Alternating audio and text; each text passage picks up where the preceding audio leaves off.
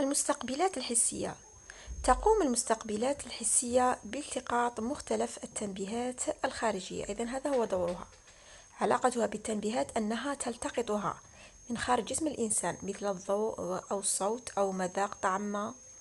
أكبر هذه المستقبلات هو الجلد. توجد 5 مستقبلات، من بينها الجلد هو الذي يغطي تقريبا كامل الجسم.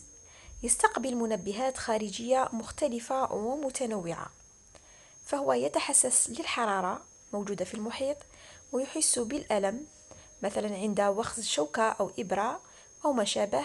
يتحسس لخشونة أو نعومة، يحس بالضغط، يحس بمختلف التنبيهات الخارجية. المشكل المطروح: ما هي البنيات التي تسمح للجلد باستقبال كل هذه التنبيهات الخارجية؟ فهو لا يستقبل تنبيه واحد فقط مثل باقي الأعضاء، مثل العين تستقبل فقط الإضاءة أو الصور، وإنما هو يستقبل مختلف التنبيهات.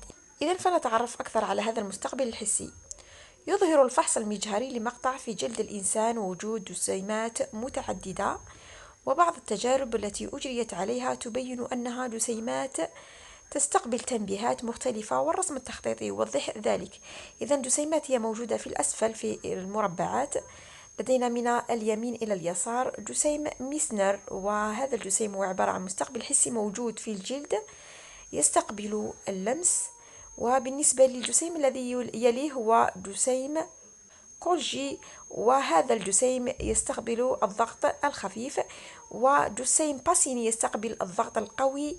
وجسيم رافيني يستقبل الحرارة. وجسيم كراوس يستقبل البرودة. ونهايات الألياف العصبية تستقبل الألم. إذا كل هذه المستقبلات موجودة في الجلد، لذلك يعتبر أنه متميز، وبالتالي فهو عضو حسي يحتوي على مختلف المستقبلات. هذه المستقبلات تلتقط التنبيهات من الخارج، فنلاحظ تخصص هذه البنيات، كل بنية إلا متخصصة في استقبال تنبيه معين. الجلد يتكون من عدة طبقات: الطبقة الخارجية متمثلة في البشرة، ثم الطبقة التي تليها متمثلة في الأدمة، وأخيرا طبقة تحت جلدية.